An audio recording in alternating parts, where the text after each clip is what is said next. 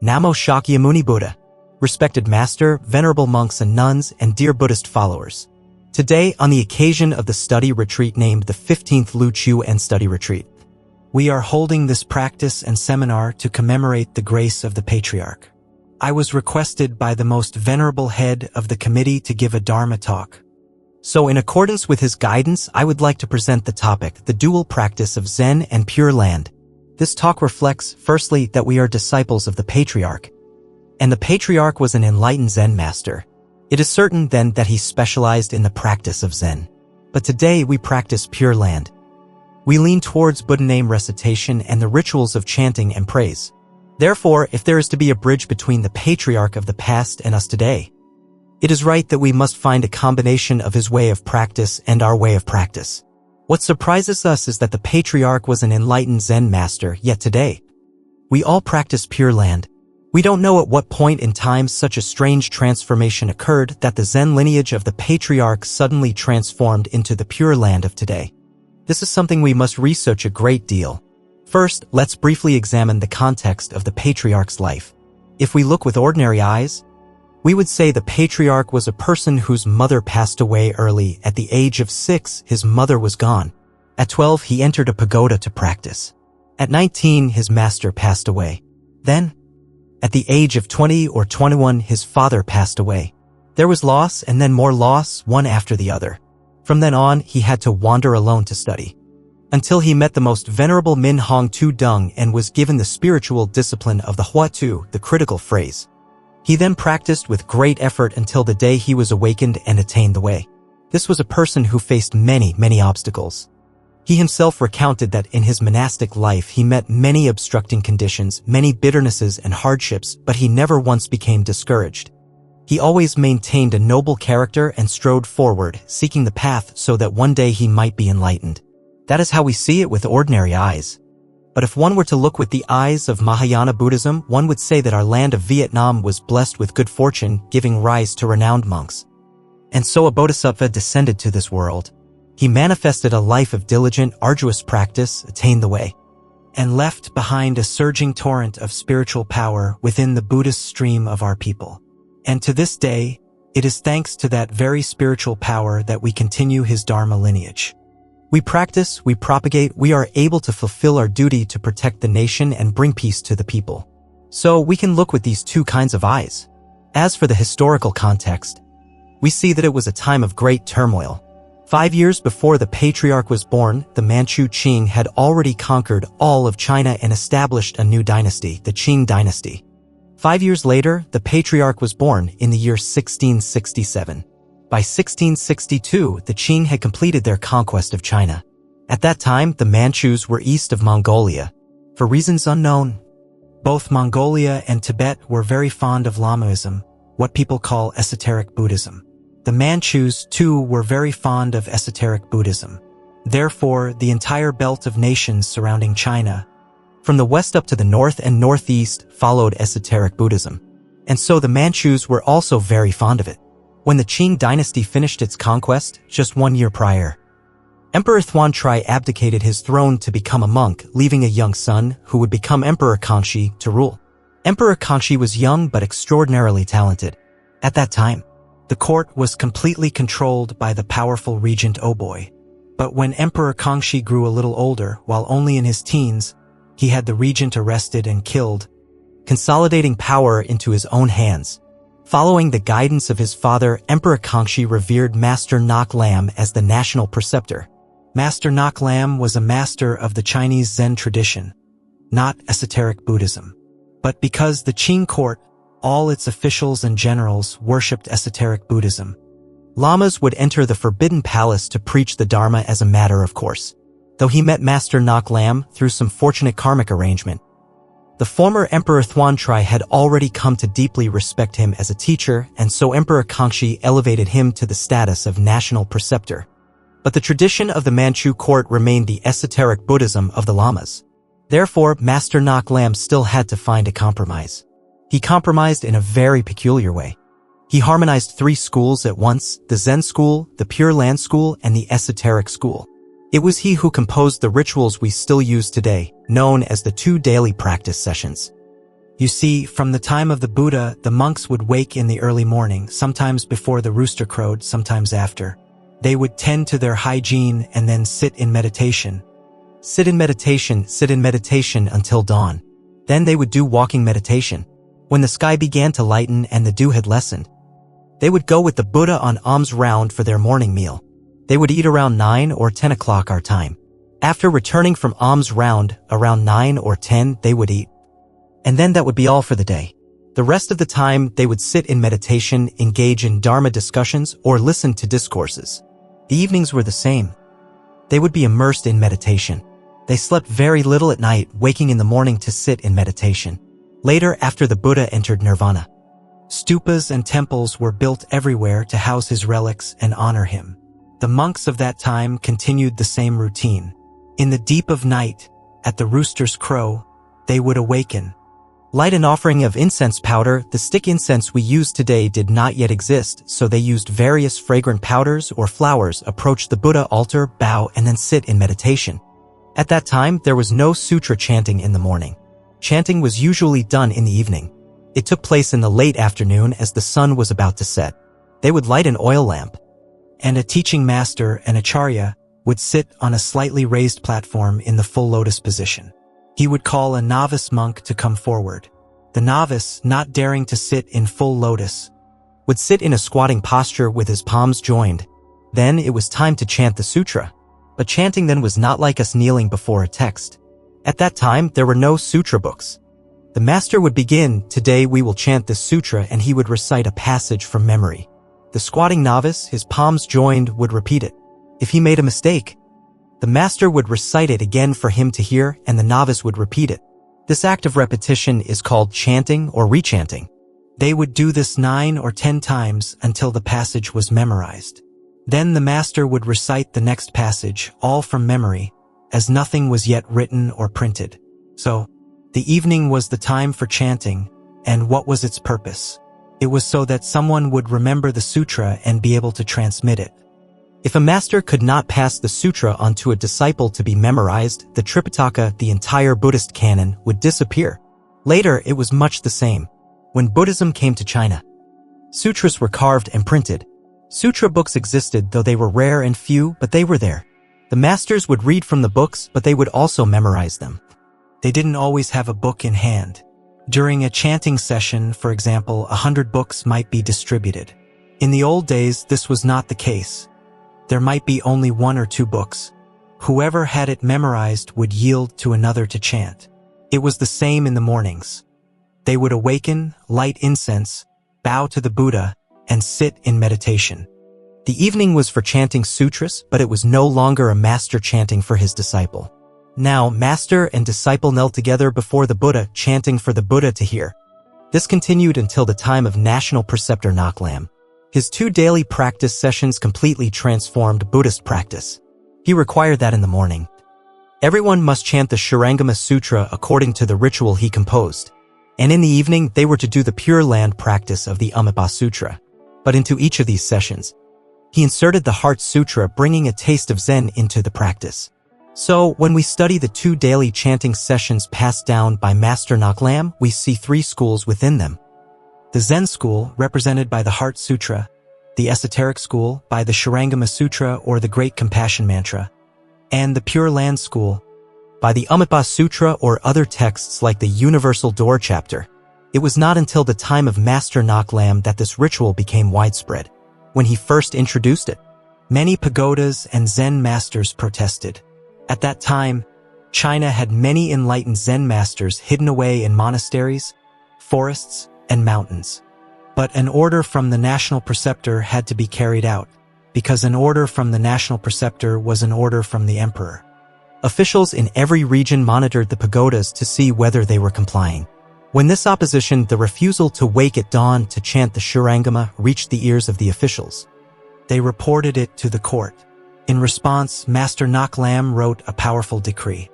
He wrote a very strict and firm text to refute and strike down the streams of thought that opposed the 2 daily practice sessions. His proclamation was then sent back down to the localities, and the officials used it to enforce the new rule in the pagodas. From that point on, the national preceptor's order was law. If the sound of Shurangama chanting was not heard from a pagoda in the morning, there would be trouble. The local official would soon arrive to inquire about your health. And so, from then on, the practice was sealed. Every pagoda came to see it as normal. And after a few hundred years, we now see it as normal. People just assume that if you enter a pagoda to practice, you must chant the Shurangama. But the truth is, before Master Ngoc Lam, that was not the case.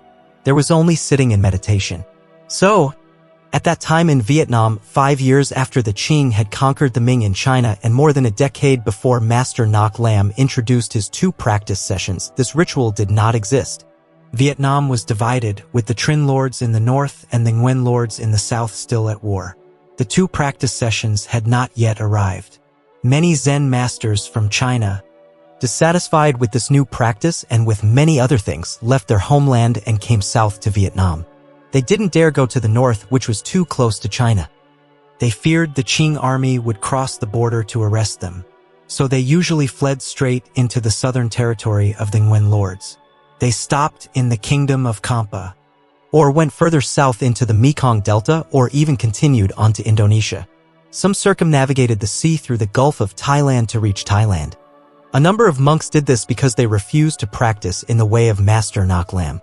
And so, in our Vietnam at that time, we did not yet have the 2 daily practice sessions. This was the context in which our patriarch appeared. 5 years later, our patriarch was born. He grew up, and at the age of 12, he entered a pagoda to practice. But he was not yet chanting the Shurangama in the morning. The practice then was the same. Some light chanting in the evening, and a great deal of meditation. After his master passed away, he wandered from place to study, determined to find enlightenment. He endured many hardships. The specific details of his suffering were not clearly recorded. If we were to imagine it, we could say that sometimes he had to walk long distances, tired and hungry. Sometimes he was looked down upon. Arriving at a pagoda, someone without a discerning eye would scorn a poor young monk from the distant land of Po Yen, treating him with contempt, sending him to the back to pound rice or chop firewood. His master was gone. There was no one to protect him, and he was still just a young novice. The context was like that. Only later did he go to Tu Lam Pagoda, receive the novice precepts, and eventually the full monk's precepts. We should also note one more thing. During the Quen dynasty, 2 major events related to Buddhism occurred. The Nguyen lords in the south revered Master Min Chao Hung Hai, a Zen master of the northern Truc Lam school who, for some reason, had ended up in the south. He was deeply respected by the Nguyen lord. But then someone started a rumor, claiming that Master Min Chao Hung Hai was a spy from the north, planted by the Trinh lords. The Nguyen lord had him imprisoned for several months. After his release, he secretly took 50 of his students, along with numerous sutras and Buddha statues, boarded a boat, and fled back to the north. This event happened about 4 years after our patriarch was ordained. While our patriarch was still a young novice with his master, the court in the capital of Pusuan was in turmoil over the escape of Master Min Chao Hung Hai. The Nguyen lord concluded that the rumor was true. The Truc Lam Zen lineage from the north was a reactionary force. He issued an order to kill anyone who followed this lineage. For an ordinary person, this would have meant the extermination of 9 generations of their family. They were all hunted down. At that time, the followers of Truc Lam Zen were wiped out. They fled deep into the south, to the remaining parts of Kampa or the Mekong Delta, which had not yet been fully absorbed by Vietnam. This was a massive upheaval. Some monks returned to lay life, some fled into the mountains, and some ran all the way to the deep south to escape. With no great, virtuous senior monks left in the capital region, the Nguyen lord went to Ben Din to invite Master Nguyen Thieu to become the new head of the Sangha, a de facto national preceptor, to spread the Dharma in the Pusuan area. But then, another incident occurred right around the time our patriarch was practicing diligently near Pusuan. A rebellion broke out in Ben Din. A group of Chinese people, proclaiming a spirit king, forged weapons and rose up against the Nguyen lord. When the lord investigated, it was discovered that the Chinese rebels had been disciples of Master Nguyen Thieu, the very national preceptor he had invited to his court. The investigation revealed that these men had frequented Master Nguyen Thieu's pagoda, Having been betrayed by one master, the Nguyen Lord now suspected a second. He turned and accused Master Nguyen Thieu of being a rebel as well. And so, in the middle of the night, Master Nguyen Thieu also had to flee by boat all the way to Bien Hoa, where he changed his name. That is why today, any stupa we have for Master Nguyen Thieu is merely a memorial. His real stupa is in Dong Nai. He fled there and spread the Dharma, becoming very influential in the south under a new name. So once again, the capital of Pusuan was empty without a great master to lead the way. The Nguyen lords sent emissaries to China to invite a new group of Zen masters.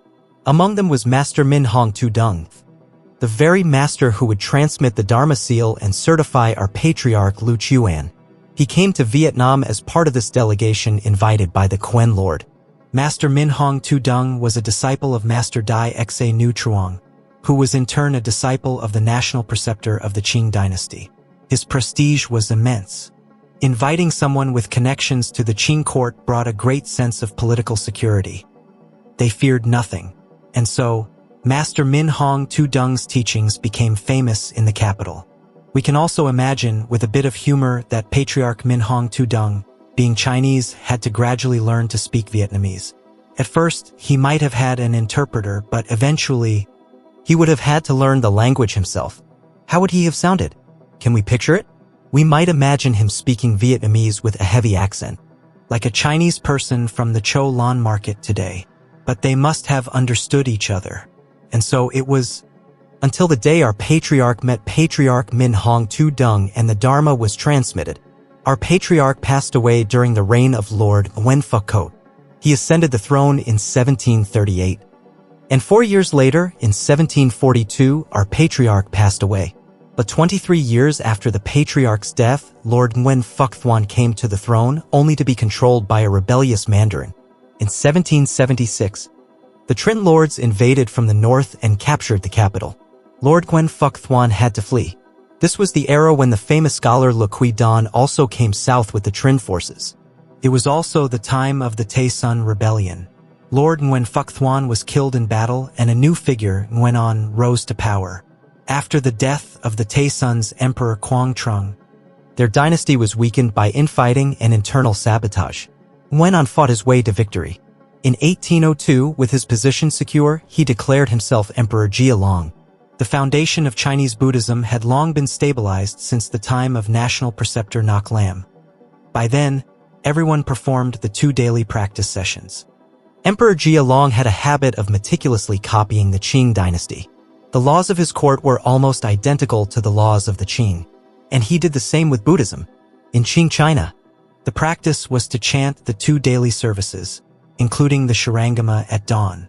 Emperor Jia Long applied the very same rule in Vietnam, to ensure conformity and avoid any complications with China. Thus, we see that monks and nuns were educated only within their own pagodas. There were no organized schools like the Buddhist Sangha has today. If a pagoda had a famous master, many people would flock to study with that particular person. There were no structured classes. Subjects like Dharma propagation, ethics, and meditation were not standardized. It all depended on the individual talents of the master. If a master was skilled in the monastic code, he taught the code. If he was skilled in Zen, he taught Zen. If he lived a life of great virtue, he taught virtue. Monks and nuns did not have the opportunity to study a wide variety of subjects like we do today.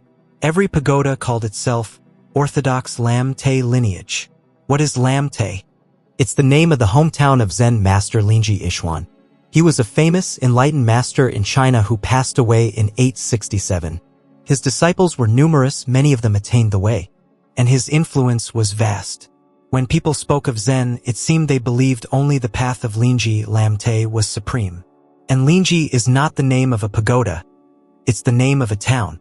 People didn't dare use his personal name, so they just called him Master Lingji. It's like how we might say Venerable Kan Hoa or Venerable Puyen today, using the name of a place to refer to a person. And so we write the words Orthodox Lam Tay lineage, but the word Lam Tay itself has nothing to do with Buddhism.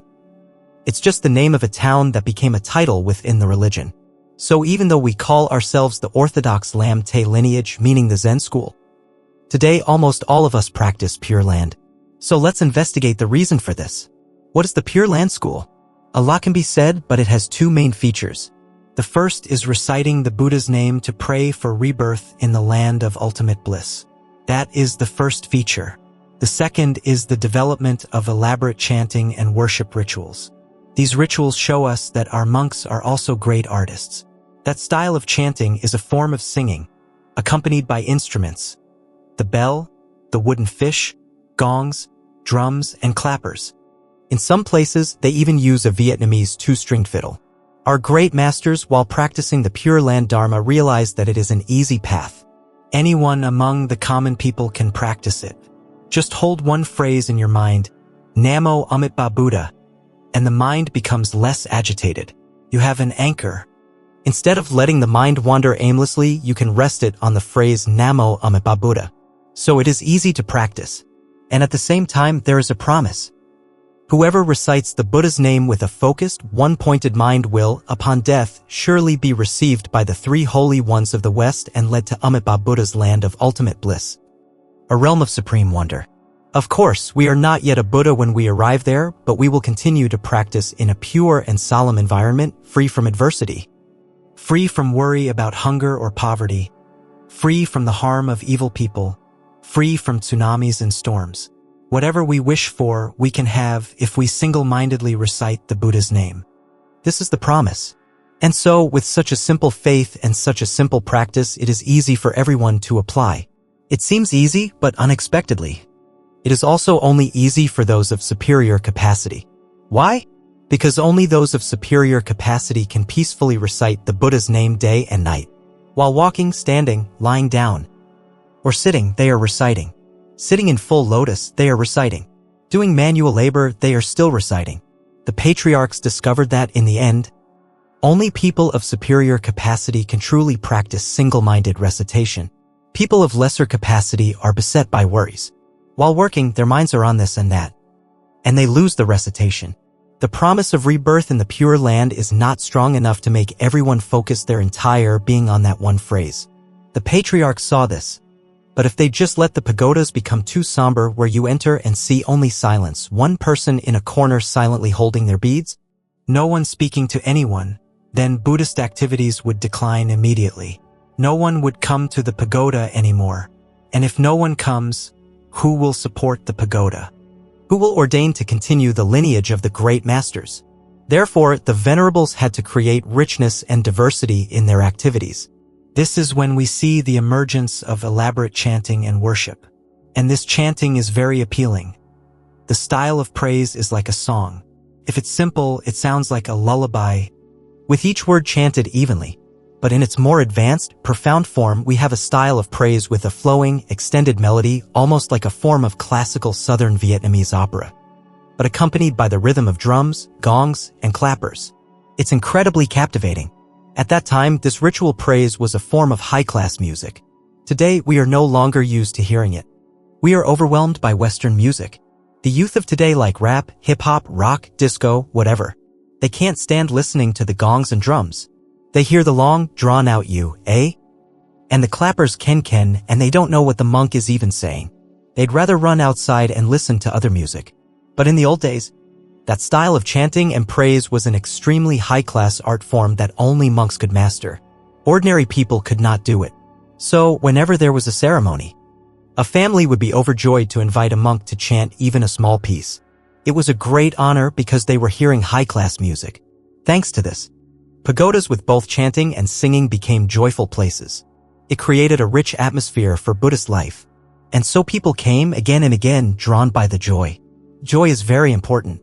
Today, if we chant in that old style, people can't listen. We are forced to sing in a more Western style. We have to compose modern Buddhist hymns because if we sing now, people won't understand. Yes, we are forced by the times to adapt. So, those are the two main features of the Pure Land School.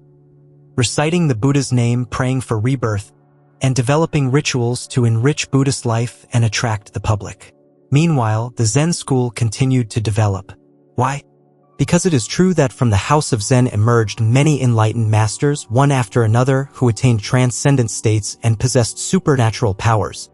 People therefore continued to respect and admire Zen. So, we see Buddhism developing along two parallel streams. One is the Zen school for those of superior capacity who attain the way. The other is the Pure Land school for more ordinary people. And a third, more mysterious stream is the esoteric school for those with a penchant for mysticism and supernatural powers. But over time, we see that they all began to blend. A Pure Land practitioner also learns about esoteric Buddhism and also about Zen. But for now, let's distinguish Zen and Pure Land as the two strongest streams. Because Zen has its enlightened ones, it is admired. Because Pure Land is easy to practice, many people follow it. The two streams just flow on, side by side, in parallel. But flowing in parallel like that means there is division. There is division. Someone says, "What do you practice?" "You practice Zen." "Well, I practice Pure Land." "You practice Pure Land?" "Then I'm not interested in you because I practice Zen." At that time, they were like two different pools of water. On one side, the Zen school says, a direct pointing to the human mind to see one's nature and become a Buddha. On the other side, recite the Buddha's name with one pointed mind for rebirth in the land of ultimate bliss. The two goals sound nothing alike. We don't know whose Buddhism it is. If Buddhism belongs to the Zen school, then it doesn't belong to the Pure Land school because the goal is different. If Buddhism belongs to the Pure Land school, then it doesn't belong to the Zen school because the goals are different. So, what is Buddhism really? We see this tendency of division, simmering beneath the surface, very serious. The great patriarchs did not want this. They wanted to harmonize Zen and Pure Land to make Buddhism less divided. So they initiated what is called the dual practice of Zen and Pure Land. Today, when we speak of this, we are speaking of something the patriarchs discussed a very long time ago. They too were deeply concerned about the divisions in Buddhism. To convince people that a Zen practitioner could also practice Pure Land and a Pure Land practitioner could also practice Zen. The masters spoke a great deal. They said that practicing Pure Land with Zen or practicing Zen with Pure Land is like, what is it like? It's like a tiger that grows horns. A tiger is already majestic and powerful, but if it grows horns as well, then it is unbeatable. To practice one path is already formidable. To combine the two is to become unbeatable. No one can stand against the combination of Zen and Pure Land. The masters encouraged this so that the Zen practitioner would suddenly see Pure Land as something necessary. And the Pure Land practitioner would see Zen as something necessary. They are not irreconcilable enemies. So anyone who thinks Zen and Pure Land are separate misunderstands the patriarch's intent. The patriarchs tried to show us that the two have a very clear connection. So why must there be a dual practice? Why? Because there are two hidden meanings. The first is that the patriarchs did not want to create a hierarchy with people of superior capacity practicing Zen and those of inferior capacity practicing Pure Land. They did not want that kind of distinction. They wanted to connect everyone, to lift everyone up. For example, if a person's capacity isn't high but they happen to practice Zen, they might think they are on a high level, but in truth, they can't manage the practice. They don't need to abandon Zen. They just need to add Pure Land practice to raise their level. If someone is following a Zen master but, despite practicing and practicing, makes no progress, it is best for that person to recite the Buddha's name, to bow to the Buddha, and perhaps to chant some sutras. This will also raise their level. In this way, Pure Land supports the Zen practitioner. It is just like us. When we sit in meditation and our minds are full of wandering thoughts, we can just sit there, recite the Buddha's name, repent, and then continue to regulate our minds. That is one aspect. The second case is the person who has mastered Pure Land practice. Their mind is collected and peaceful, their character has become open, their virtue has grown. This person must then step over to practice Zen to go all the way to no thought. Because clinging to a single recitation phrase forever can also become an obstacle. Therefore, the masters encourage the dual practice. When Pure Land is mastered, we can let go of the recitation phrase and go deep into no thought, which is the true intention of all Buddhas. The dual practice exists to raise everyone's capacity. The Zen practitioner who lacks capacity can use Pure Land to lift themselves up.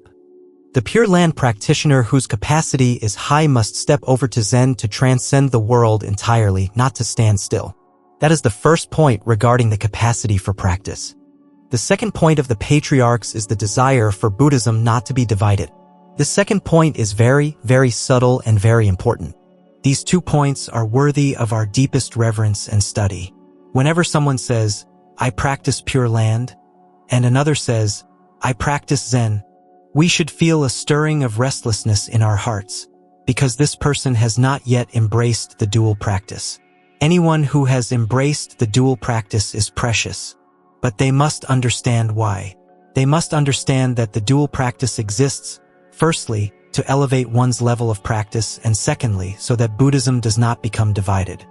If anyone applies the dual practice and understands this original intention of the patriarchs, we should bow to them with great respect, for they have understood correctly. However, today, we must add a third point. Our third point is this: thanks to the dual practice, Buddhism has been able to unite. But after uniting, Buddhism must develop strongly alongside our friend religions, which are currently proselytizing with terrifying force. In Po Yen, I don't know the situation, but in other regions, our friend religions are knocking on every door to spread their faith. Buddhism today must do the same. We must seek unity, and once we have found it, we must also develop Buddhism strongly. We must vow to the Buddha and the patriarchs that if there is anyone around us who does not yet know the Dharma, we must feel ashamed, we must repent, and we must help that person know the way, even if they are a stranger. Just as our pagoda is here, if there is any family in the vicinity that does not know the way, we must visit them, spread the Dharma, and bring them to the Buddhist teachings.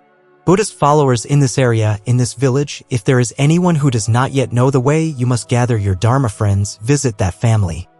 Help them learn the way, and bring them to the pagoda to take refuge.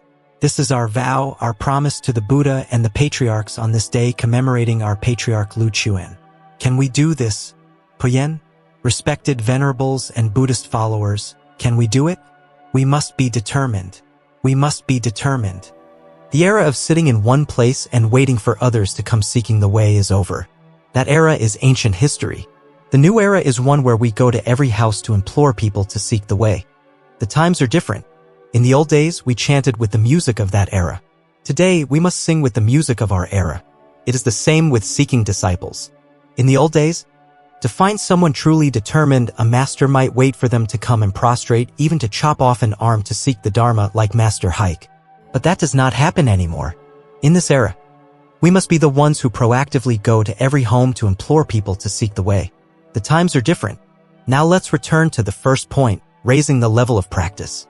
In the Buddha's time, the idea of reciting a Buddha's name for rebirth was not yet prevalent. The main focus was to what? To strive to practice in this very life to attain some stage of holiness. Whether stream enterer, once returner, non-returner, or arhat, one had to strive to attain something in this very life. But later, far from the Buddha, the methods of meditation became very difficult to practice. So the masters introduced the method of Buddha name recitation to give us an anchor for the mind. But reciting the Buddha's name all day can feel somber. So the patriarchs created many forms of activity. Ceremonies, offerings, chanting for peace and for the deceased, the evening Pure Land service, the morning Shurangama service, and so on. They did this to fill the pagoda with the sound of the bell, the sound of the wooden fish, the sonorous drone of chanting, to make it both joyful and profoundly warm. And so the sound of the pagoda bell entered the very soul of our people. In the late afternoon, as the sun begins to set, and in the deep of night, before the sun has risen, from far away across the mountain slopes, we hear the sound of the great bell, leisurely releasing each tone echoing in the vast, tranquil sky. It causes the worldly traveler to suddenly stop, to awaken from the dream of life they have been chasing for so long. For so long, people have lived in a rushed, frantic, bewildered pursuit of the empty baits of glory and wealth. But hearing that deep bong echoing in the night sky, their hearts suddenly quiet. They reflect, these things I have chased, what will they bring me? Because one day, everyone will be buried in the dust. What we take with us is our spirit, the merit we have accumulated. Have we done any merit in this life? Has our spirit progressed? While in the distance, the pagoda bell continues its resonant, leisurely chime, making everyone rethink their lives. The rituals of the pagoda gave it a profound influence on the hearts of the people. This was the great effort, the great merit of those who practiced the Pure Land path. They brought Buddhism closer to the masses. So, the great masters who came later saw that when people believe in the Pure Land path, they believe in rebirth and they truly strive to recite the Buddha's name. And some people, those with superior capacity and good roots, become so virtuous. They live gentle, holy lives.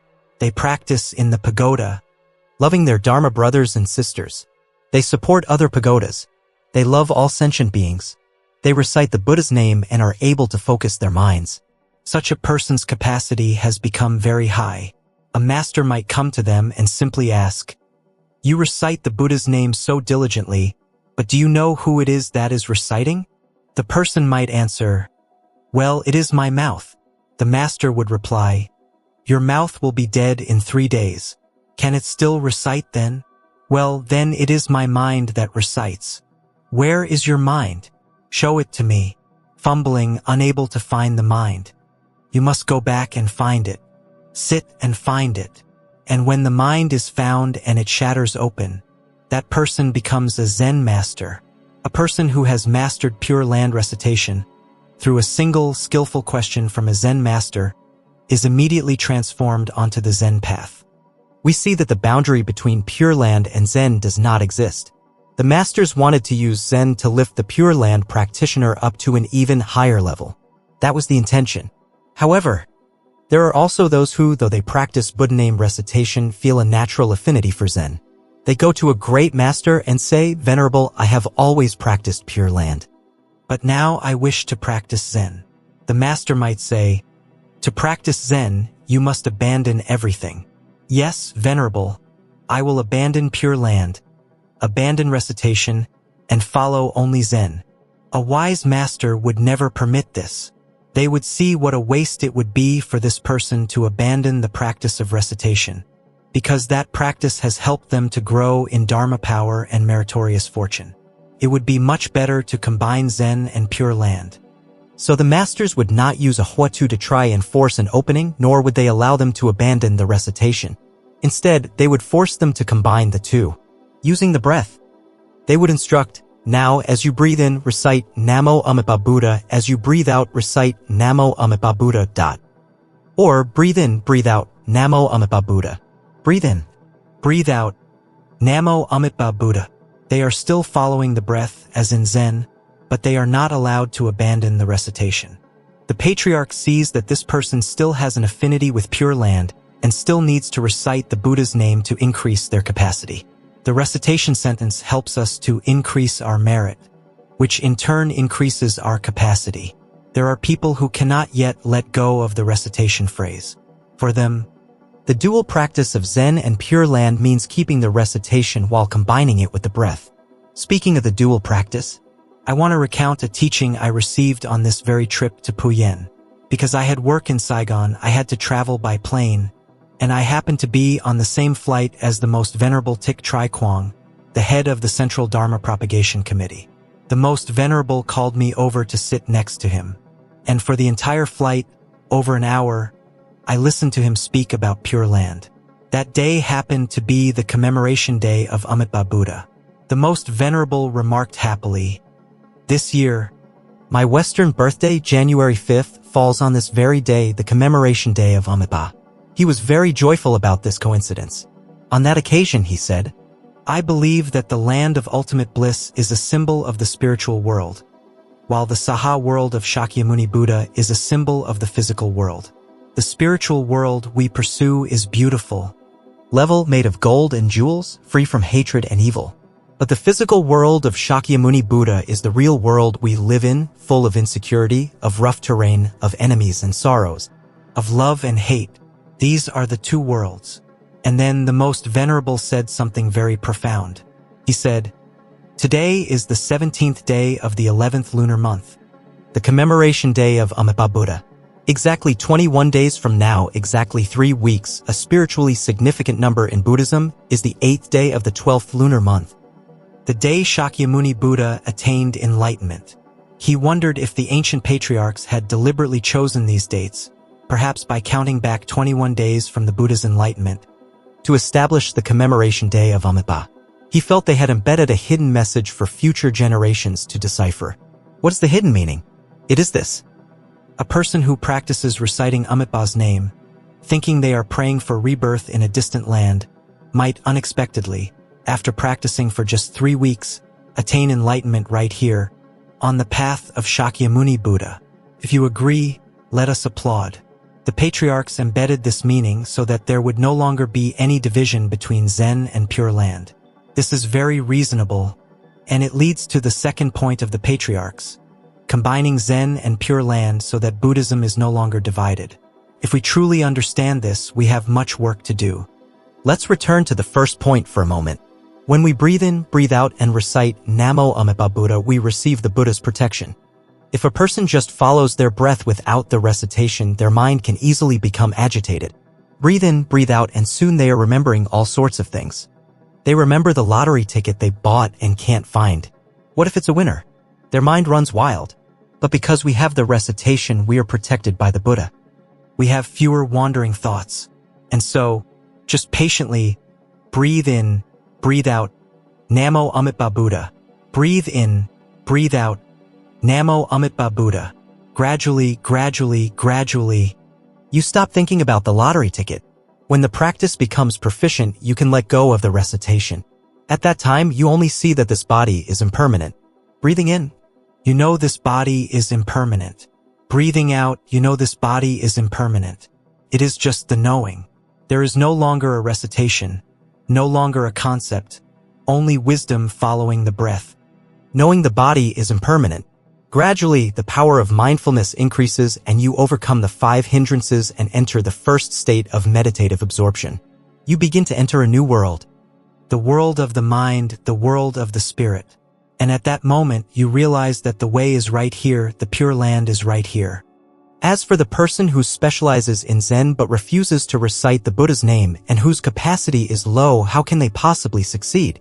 Therefore, the patriarchs also required them to combine their practice with Pure Land by prostrating to the Buddha a great deal.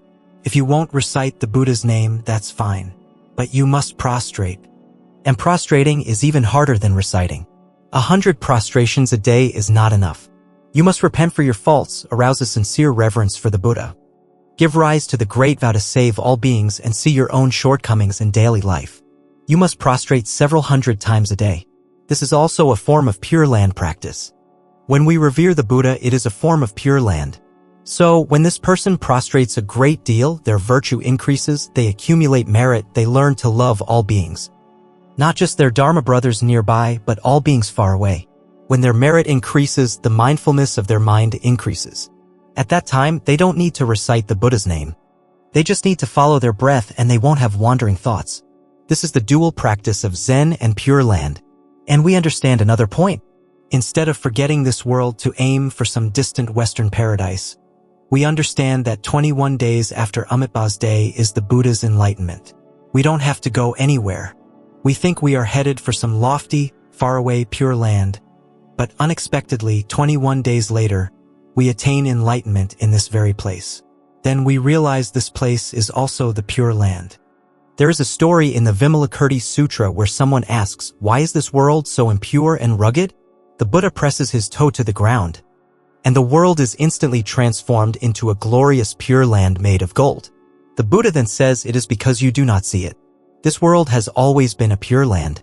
People who lack this insight say that Shakyamuni Buddha came to this defiled Saha world to teach suffering beings. To speak this way is to lack the eye of the way. With that eye, you would see that Shakyamuni Buddha also manifested in this Pure Land to teach. But in our daily lives, we see it differently. That person hates me, that person scolds me, poverty is waiting for me. Debts are calling me. But if our eye of the way opens up, the person who scolds us is not a bad person, they are our benefactor. Why? Because we are used to being praised. We need someone to criticize us so that we will practice again. If everyone praises us, we forget to practice. Thanks to the one who scolds us, we practice a little. So that person is a benefactor. A bodhisattva, a good spiritual friend. Therefore, this world is still the Pure Land. Only when we see another as evil do we see this as the perilous Saha world. When we see them as a bodhisattva, this world becomes the land of ultimate bliss. The person who scolds you, if you think they are evil, this is the Saha world. If you see they are a bodhisattva helping you, this world becomes the Pure Land. It all depends on your eyes, how you look at it. Now for the second point of the patriarchs, preventing the division of Buddhism. At that time, those who promoted Pure Land were saying extreme things. They said that this one recitation phrase was enough to transcend all realms, that it surpassed everything else. Just this one phrase was all that was needed. They exalted Pure Land to a terrifying degree. And the Zen practitioners did the same. The Zen masters would say, if you accidentally recite the Buddha's name once, you have to rinse your mouth for 3 days. One school was harshly rejecting the other. And the Dharma masters who studied the sutras would say, you practitioners, you don't study. The Buddha's teachings are laid out clearly in the Tripitaka. You cling to one recitation phrase and ignore everything else. You talk of the true mind and Buddha nature and ignore everything else. What are you practicing? You are going against the triple gem. The triple gem is the Buddha, the Dharma, and the Sangha. The Dharma is the teachings of the Tripitaka. If you practice while scorning the scriptures, what are you even practicing? So one side could not agree with the other. The great masters saw this grave danger of division in Buddhism. They were forced to promote the path of dual practice of Zen and Pure Land to stop it. Because if Buddhism is not divided, if it is united as one, only then can it develop. For example, imagine 2 pagodas that dislike each other. The lay followers don't know this. They see any monk or nun as precious and lovable. They go to one pagoda to volunteer for a few days, then to the other.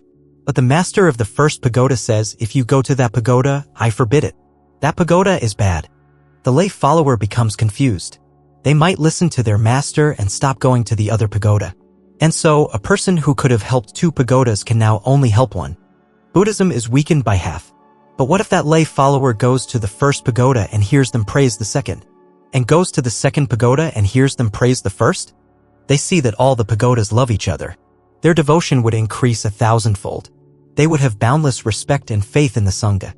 They would believe that Buddhism truly appeared in this world to bring the light of morality to people's hearts, because they see that the ordained ones are virtuous, compassionate, harmonious, and united.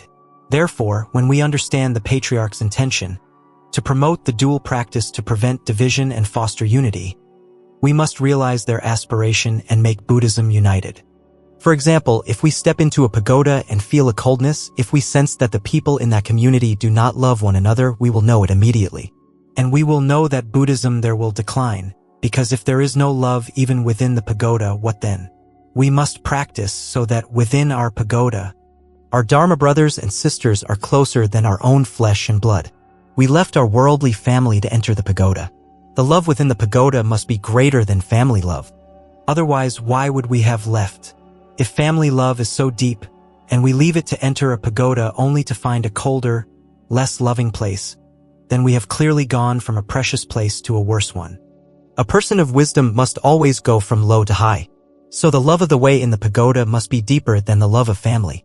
Let us look again at our own pagodas. If our Dharma brothers and sisters do not yet love each other more than their own kin, we know we have a shortcoming. We must make our pagoda a warm nest, a paradise, where brothers and sisters love each other so much they would sacrifice their lives for one another. A layperson who steps into such a pagoda will feel it instantly. Even before a word is spoken, they will feel the warmth in the atmosphere. Why is it warm? Because the hearts of the people there are connected by love. The spiritual energy spreads invisibly. The abbot loves his disciples more than his own children. The monastics love each other more than siblings. The atmosphere of the pagoda is immediately warm. People will come and recognize it as a sanctuary, and they will return again and again to learn that love and bring it back into their own lives. Now, between one pagoda and another, we may belong to different lineages, Chuk Tan, Lu Chuan, Nguyen Thieu, but we are all children of one compassionate father, Shakyamuni. We share a spiritual kinship from Vulture Peak. We must love each other as family. Then when laypeople go from one pagoda to another, they will recognize this virtue, that the ordained, even from different pagodas, deeply love and support each other. And so their faith will grow. Their faith that the ordained are sons of truth, great trees that offer shade from the scorching heat of life. They are cool streams flowing through the dry desert of hatred. And so people will come to the pagodas to practice and learn with peace in their hearts. This is what is called a harmonious, united Buddhism. When we realize this kind of love, we are practicing in true accord with the aspiration of the patriarchs. Do we agree? We must agree. To create this harmony and unity, there are things we must remember. First, do not be attached to Dharma gates. There are many ways to practice Pure Land and many ways to practice Zen. Do not be attached. Why? Because no matter the method, all Dharma must be rooted in the Eightfold Path. Its core must be the three non-outflow studies of precepts, concentration, and wisdom. And its ultimate aim must be liberation and enlightenment. To say, I practice this method so I don't need enlightenment, is not the Buddha's way. All paths must lead to the same destination. We say Buddhism has 84,000 Dharma gates, and that is true. But all 84,000 gates lead to the one goal of liberation. All 84,000 gates spring from the one root of the Eightfold Path. We have a common origin and a common destination. Therefore, there is no reason to be divided by method or sect. Today, someone might say, I am from the Chuk Tan lineage. I am from the Nguyen Thu lineage. I practice Pure Land. I practice Zen. I practice the Hua Tu. I practice esotericism. We must abandon this. As long as we all venerate the same Buddha and aim for the same goal of liberation, we are brothers and sisters in one family. Our blood may be different types, but spiritually, we all share the blood of the Buddha, the blood of the Sakya clan. And we share another bloodline, too. The blood of Oko and Lac Long Quan, the mythical progenitors of the Vietnamese people. So we must love one another and we must love this nation. We must also pay attention to this. Our friend religions are much savvier than we are. For example, if you ask any venerable monk or nun, how many people did you give refuge to this year? They might say, I don't remember. Have you set a target for how many people you will bring to the Dharma in this region? No, I haven't really thought about it. Has any venerable master ever thought, this year I must give refuge to 500 people? Have they? No, but our friend religions do. For this reason, they have highly organized systems for spreading their faith with great strength. When they want to spread their religion in a country with a long Buddhist tradition like ours, they must first weaken Buddhism. They must make it divided so it becomes weak. This master hates that master, this pagoda attacks that pagoda, this school belittles that school. That is how Buddhism declines. And how do they make this happen? There must be someone who instigates it. Someone has to stir up hatred. Normally, two nuns from neighboring pagodas would get along just fine, right? But then someone comes to one and says, I was at the other pagoda yesterday, and the nun there told me not to come to your pagoda anymore because you are a bad person. But I love you, so I came anyway. Hearing this, we immediately think ill of the other nun. We fall right into the trap. And in reality, this has happened. Many people have come in, setting traps, pretending to be devout Buddhists. They go from pagoda to pagoda, stirring up trouble. And so this pagoda no longer loves that pagoda, this master no longer loves that master. Buddhism slowly weakens. Without cooperation, how can any great Buddhist work be done? If we want to organize a grand Buddha's birthday celebration, one pagoda cannot do it alone. It requires all 100 pagodas in the province to work together. But if none of those 100 pagodas can stand each other, how can we have a grand celebration? Buddhism immediately looks weak. Therefore, to weaken Buddhism, they must make it divided. And to make it divided, there must be instigators. So they send people into our religion. Therefore, from now on, if anyone comes to you, venerable monks and nuns, and speaks in a way that is meant to make you hate another monk or nun, what must you do? You must point to that person and say immediately, either you have misunderstood, or you have been planted here by another religion. Is that right? You must call them out. We must never allow ourselves to listen to such words and come to hate our own Dharma brother or sister. To hate is a transgression. If someone incites us to hate, they bear the fault. If we hate along with them, we share that fault. We must stop that person immediately. We must never be so foolish as to let hatred arise in our hearts.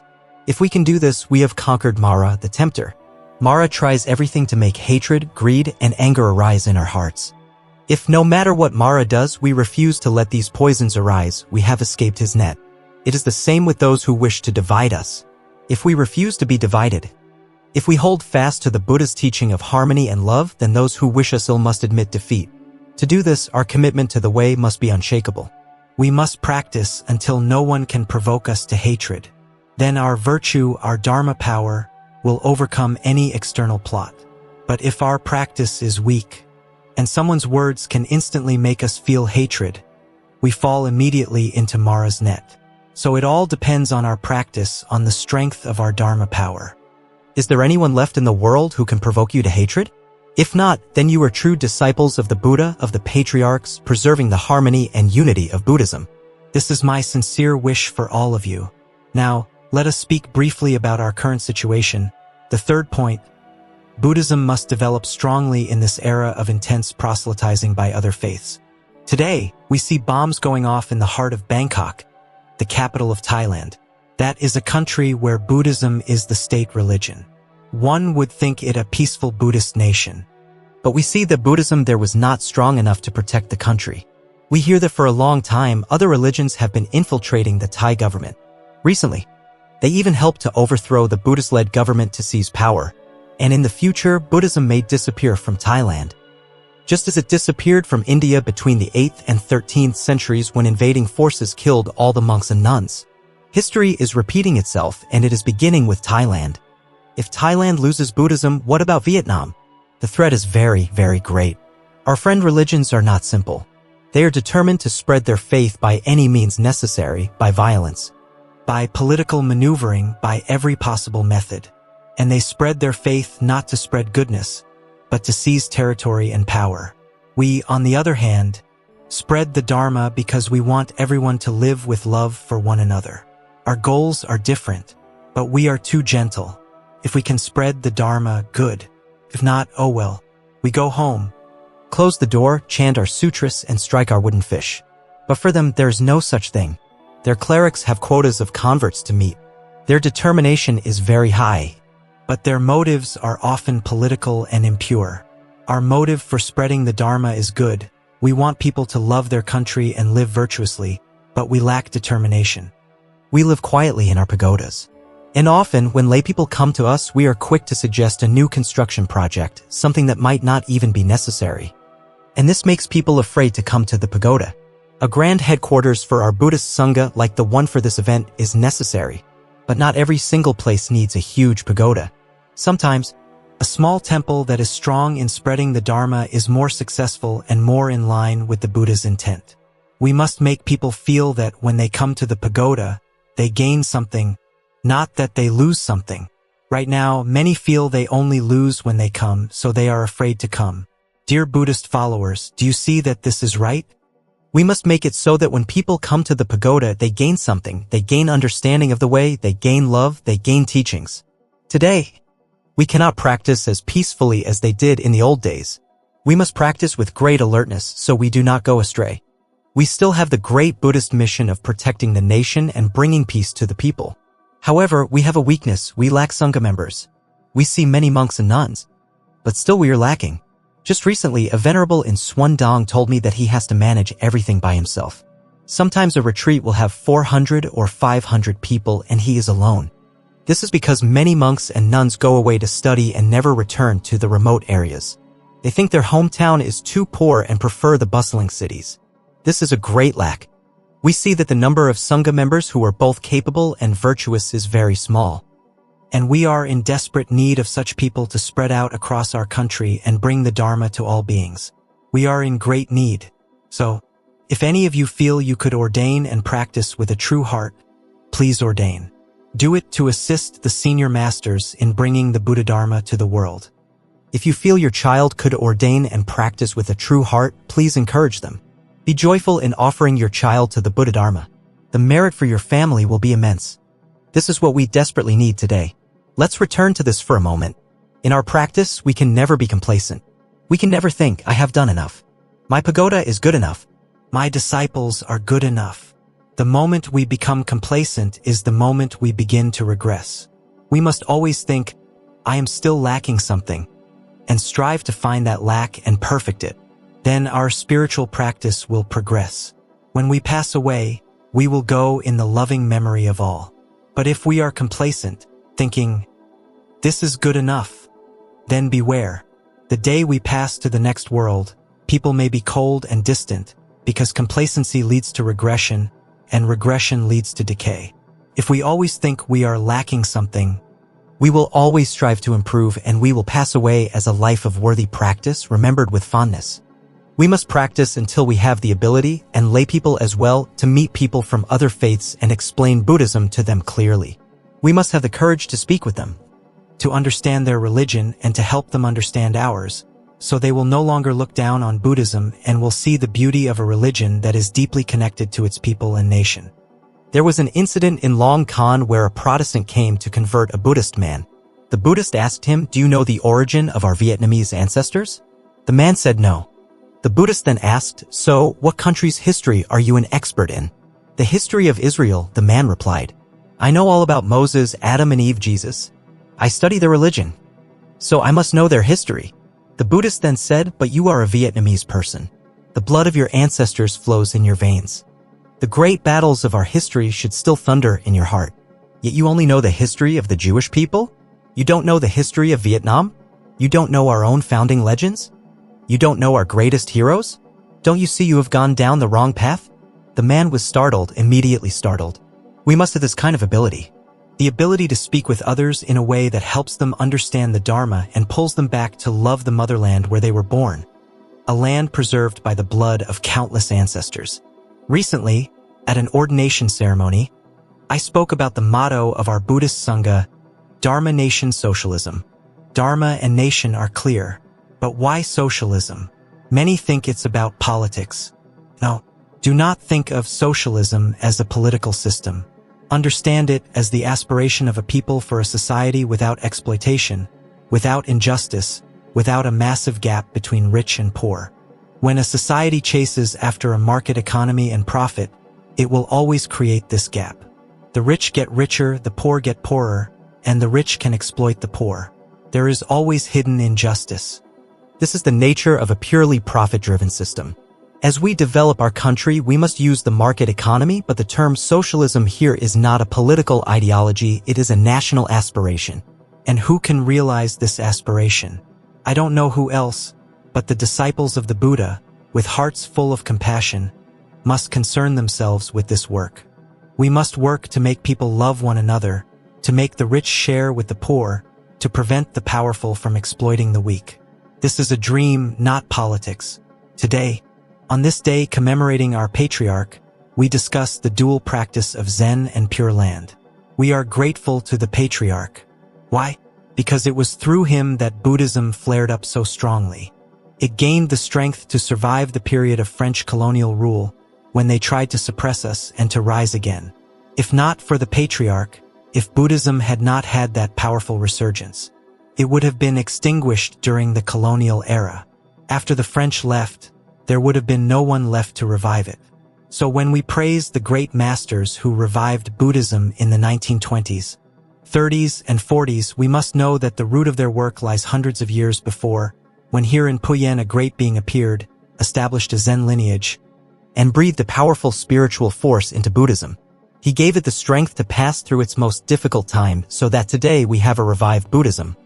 With pagodas in villages and cities across the land, so that our children and grandchildren can still hear the sound of the bell and the chanting, and can still learn to love one another. A million times over, I do not know what words to say to express our gratitude to the patriarch.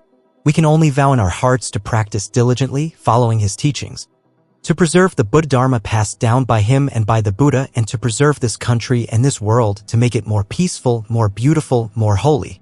Namo Shakyamuni Buddha.